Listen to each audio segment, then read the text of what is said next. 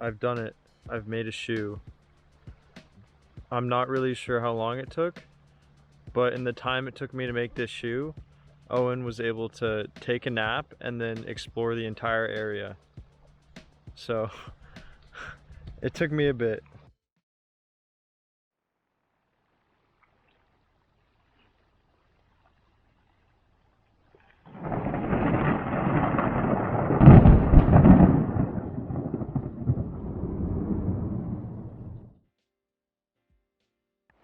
All right, Owen, what are we doing? We're packing the boats up from Petersburg. Yeah. We're packing the boats up from Petersburg. About to set sail? We're packing the boats up from Petersburg. Yeah, so anyways, we're packing the boats up from Petersburg. So day 15 was yesterday. We left Petersburg and we left pretty late. We did about 10 miles and it finally started getting cloudy again. And it was really nice to have the new kayak. That thing went so much faster, it was insane. So that's really looking good for the future. And right now we're packing up. Pretty soon we'll be out of here. We're gonna venture out into the fog.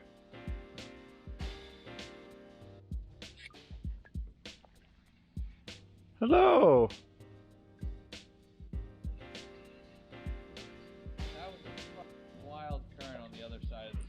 Dude, that was insane. Yeah. I was like paddling harder than I've ever paddled before. Yeah. And it was like barely moving. Alright, so we're doing something kind of cool right now. We got to Day 16. Day 16. Day 16. Ridna Island? That's the best I can do. I think so. Yeah, so I call it Rhodesia, but it's not Rhodesia. yeah. We have literally nowhere to camp because it's like probably all in a tidal zone, except for on top of these logs. And it's like low tide now, but. So what we've done is we're putting our kayaks up here and then we're gonna try to put our tent right there, but we need to do some landscaping first. So it's pretty interesting. This is the path to the front door. Yep. Yep. This is the reading hall. Whatever.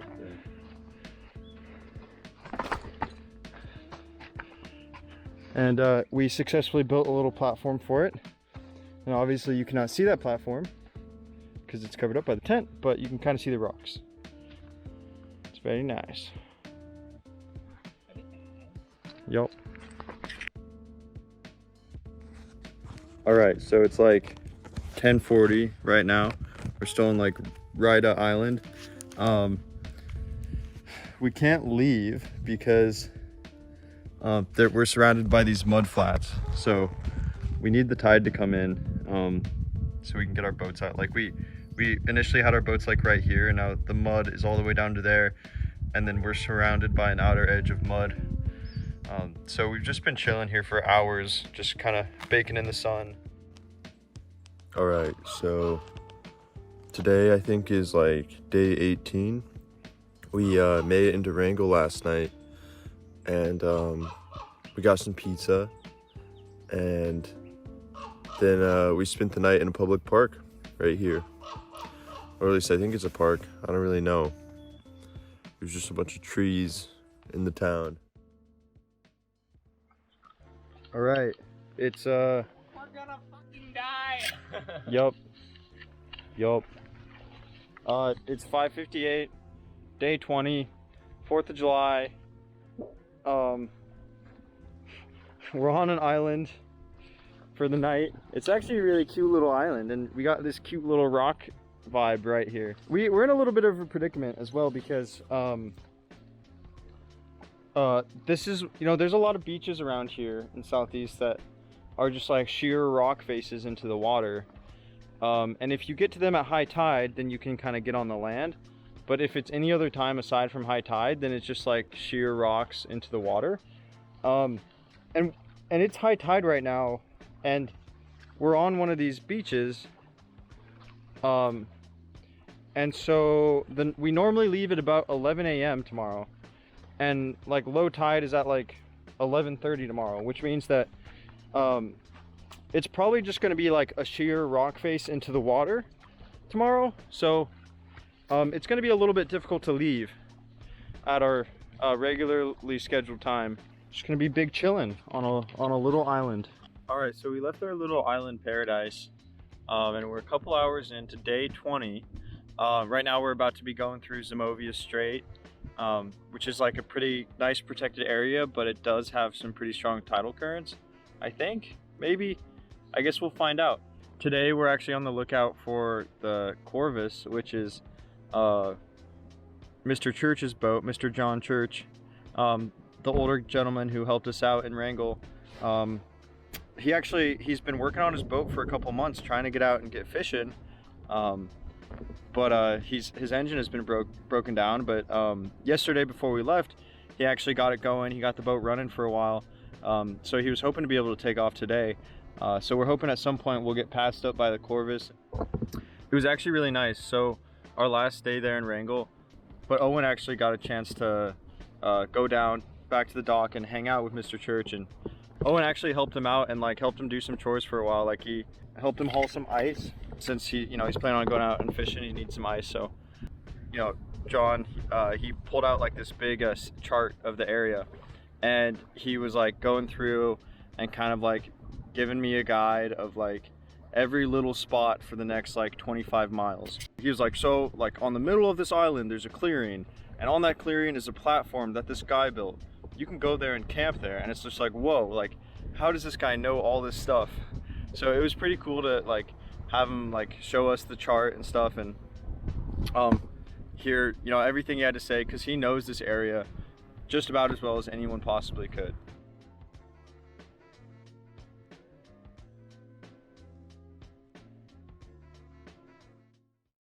It's like 5:20 right now in the morning.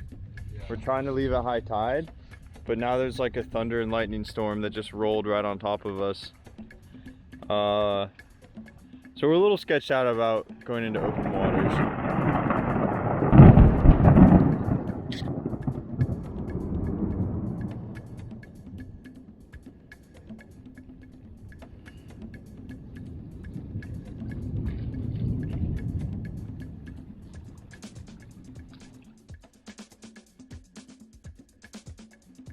All right, it's day 21.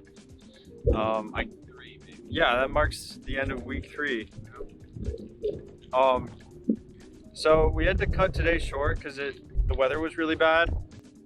So we did have that thunderstorm earlier, which was really weird. I've never seen thunder and lightning in Southeast Alaska because we never get it in Juneau, but I guess we're pretty far south now. We had lightning like a mile away. And that was kind of scary. Owen and I, it started pouring down rain really hard too. So we decided not to leave right away. And we just like hid under a tree while it just like poured super hard for like half an hour. And then once it died down a little bit, we took off and it all stopped. It blew over pretty quick, so that was good. So like I might have mentioned before, I lost one of my Crocs to the tide a couple days ago. And when we were in Wrangell, all the slides that they had were really expensive, so I didn't buy any. So now I just have one Croc. Since we have some downtime tonight, I'm gonna try to construct a new shoe out of like some cordage, and so I'll see if that works. All right, I've done it. I've made a shoe. Ta-da! Basically, I found a piece of driftwood, and then I grabbed like an alder stick and I sort of carved it a little bit to make it a little bit wider for my foot. And then I just kind of made like this little slip-on mechanism with the cord. Now let's see it on the foot. So it's like not amazing, but it should make it so that I can walk over barnacles without wincing in pain every step. Thank you so much for watching this video, and I hope you subscribe and kind of stay tuned with the journey, and if you're up to it, feel free to check out the GoFundMe as well for the Sunrise Movement. And again, more info on the Sunrise Movement will be in the description. But yeah,